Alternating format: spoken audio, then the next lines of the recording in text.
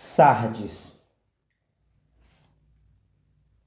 A carta do Apocalipse, ou a carta do Senhor Jesus à igreja da cidade de Sardes, ela tem como ênfase que ele quer ver essa igreja vencendo a morte espiritual.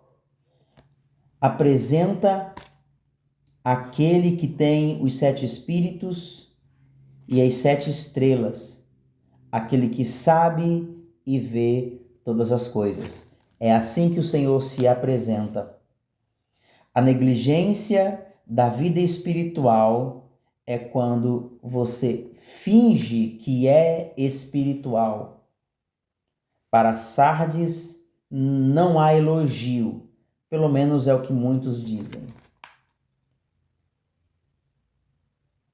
Já ele começa com um apontamento. Jesus começa apontando algo deles, apontando seu pecado.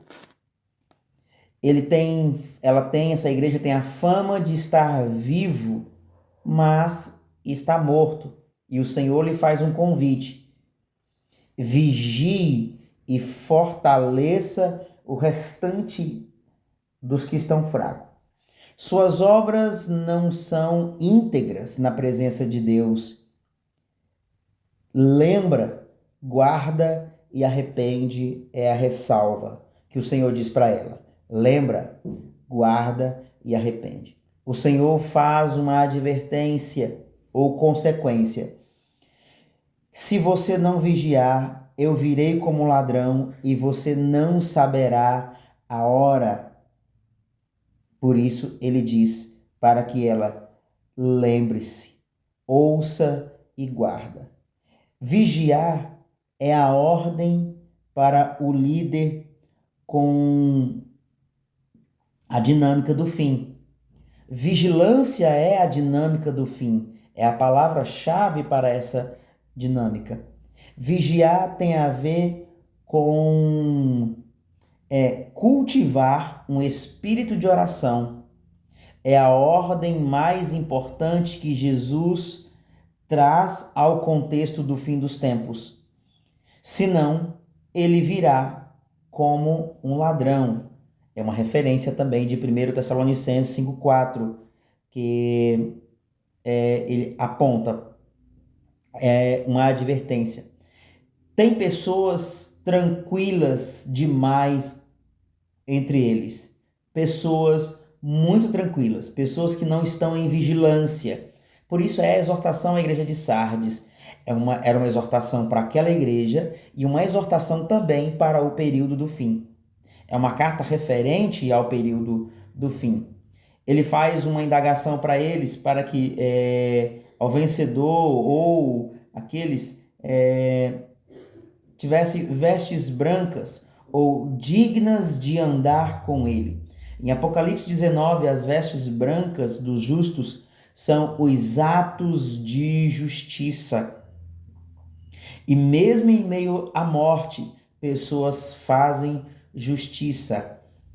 Essa é a promessa ao vencedor, vestido de branco. Outra palavra do Senhor é que uma promessa é: não apagarei, pelo contrário, ele vai contar para o Pai a história ou a sua história. Ou seja, ele vai contar para o Pai aquilo que está no livro da história.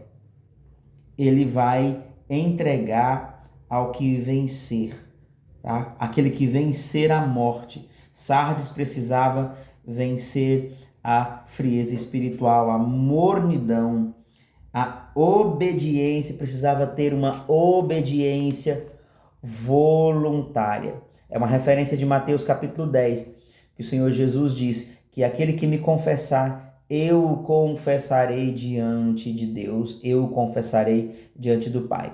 Isso significa que ele vai contar a nossa história para o Pai. Filadélfia é 100% positiva. A ênfase à igreja de Filadélfia permaneça fiel mesmo sendo fraca e tendo pouco. Olha só a descrição de Filadélfia, que ela era uma igreja frágil, uma igreja, ou melhor, fiel, mesmo sendo fraca e tendo pouco. Ela, no 3:7, ela se apresenta, Jesus se apresenta como o santo, o verdadeiro, que tem a chave de Davi. É assim que ele se apresenta, seguindo aquele padrão de apresentar, fazer elogio, apontar o pecado e apontar também a vitória. O elogio que ele tem para a igreja de Filadélfia é que eu conheço as suas obras e tenho posto uma porta aberta, mas guarde a palavra e não negue o nome do Senhor. Ele tem uma porta aberta. Guarde a palavra, eles guardaram a palavra, é o elogio que o Senhor faz para eles. Eles guardaram a palavra e não negaram o nome do Senhor. Isto era revelado através de suas obras. Através das obras de Filadélfia era conhecido que ela não negava o nome do Senhor.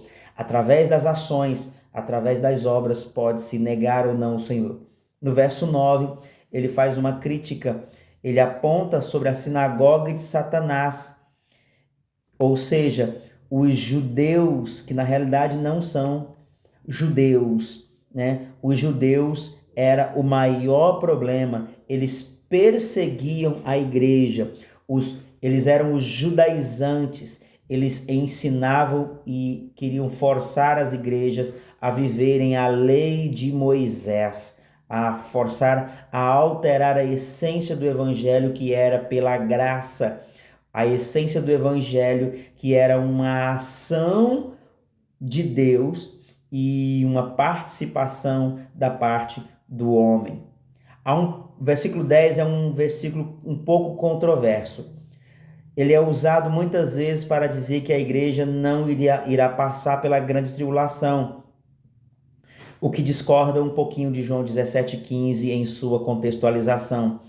Não tem a ver com retirá-los, mas guardá-los. Isso inclui uma série de fatores como conjunções, pronominais, aquilo que estão dentro da escrita. E por conta da escrita original, demonstra que eles seriam guardados durante uma tribulação que viria e não de fato a grande tribulação. Que ele não tira, mas ele guarda. Ele adverte que vem sem demora. É o ponto central. Eu venho sem demora.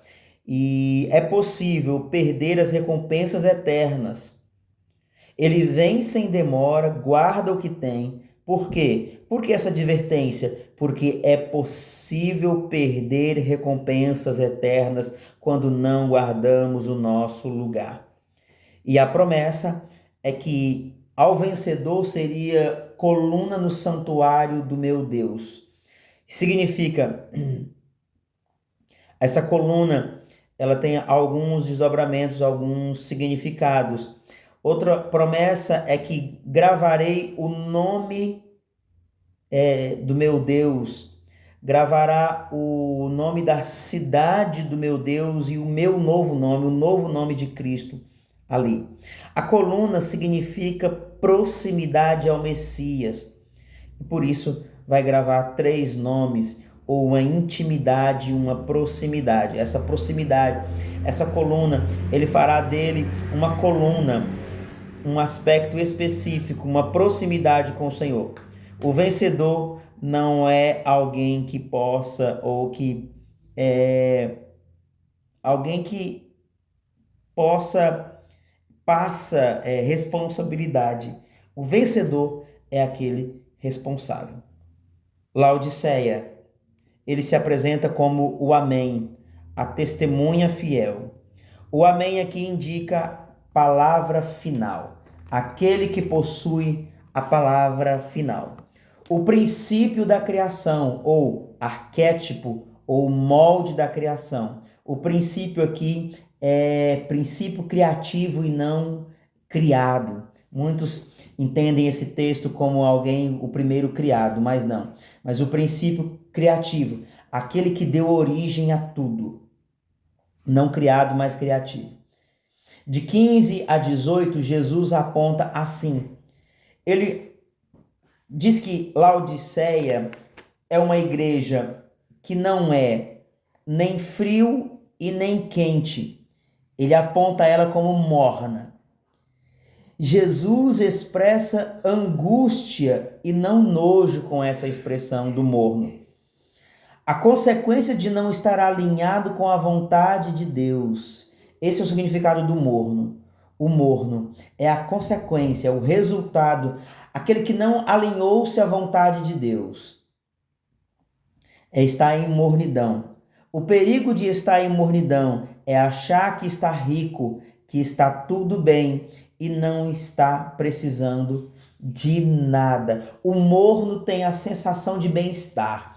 O morno não precisa de santidade, o morno não precisa de conversão, o morno não precisa de arrependimento. O morno, ele diz assim, tá sempre tudo muito bem, tá sempre ótimo, ele não admite, porque está caminhando, está indo de boa. É um dos sinais da mornidão. E o Senhor logo lhes põe na cara a sua mornidão, a sua realidade, que eles são infelizes, miseráveis, pobres, cegos e nu. A mornidão gera a falsa sensação de bem-estar e que não precisa mudar, e que não há necessidade de mudar. No verso 18, o Senhor dá uma direção para Laodiceia. A direção é que compre do Senhor ouro. E ouro significa caráter aprovado. O ouro fala de algo que foi refinado, algo que perdeu as impurezas e ficou só a essência pura. Por isso, o ouro indica santidade, indica santificação. Impurezas internas foram queimadas e permaneceu o brilho. Ele também dá a direção de que compre vestes, que significa justiça, ou atos de justiça, o ato de alinhar, cuidar e dar a quem merece a bondade, ou dar de bondade também a quem não merece. Ele também diz para que ela compre colírio, porque em Laodiceia havia uma enorme faculdade de medicina e era avançadíssimo o tratamento para problemas nas vistas. Era feito na cidade uma massa própria para limpar os olhos. E a cidade se gabava muito, a cidade se achava rica, era uma cidade bancária. Tanto que no período em que um terremoto destruiu a cidade, eles se sentiam autossuficientes e tomaram dinheiro dos bancos emprestados e reconstruíram a cidade de forma muito rápida. Eles também apoiavam na ideia, a igreja tinha essa mentalidade, na ideia de que eles tinham uma faculdade, na ideia de que eles eram desenvolvidos. Por isso o Senhor faz um paralelo aqui com eles, da água quente, por causa da água morna que passava nos dutos fluviais por baixo da cidade. Ele cita das vestes, porque era uma cidade muito forte na indústria têxtil, a faculdade de medicina, o refinamento de ouro feito na cidade, o colírio, os remédios feitos para o tratamento visual. O colírio, ele aconselha que compre de mim colírio. O colírio de Deus é a graça. Através da graça nós conseguimos enxergar o ser humano como de fato devemos enxergar, não como uma punição, uma justiça própria, mas através da graça conseguimos enxergar esse ser humano da forma com que Deus quer que ele enxergue. Por isso precisamos comprar ouro, comprar vestes, comprar colírio do Senhor, as vestes para cobrir a nossa vergonha, os nossos pontos cegos, para que por meio de todos esses aspectos nós sejamos transformados. Ele nos mostra que precisamos de transformação, ele nos mostra que precisamos ser transformados. E aqui ele vai encaminhando para o fim e diz: eu repreendo e corrijo aquele a quem amo. No verso 20, Jesus está de fora da casa, ele está de fora da comunhão, como nos dias de hoje. Muita liturgia, muita história, muitas coisas, mas o Senhor está fora da comunhão dessa igreja. E a promessa é que aquele que vencer, ele vai sentar-se no trono junto com ele. Aquele que vencer a mornidão receberá sua própria autoridade de governar. Isso é assentar-se no trono. Receberá autoridade para governar. Aquele que vencer, no contexto, é vencer a mornidão. Quem vencer a mornidão, quem for intenso no Senhor e quem entender que necessita de mudança, esse receberá autoridade. Esse foi o capítulo 3. E até lá no capítulo 4. Deus abençoe vocês.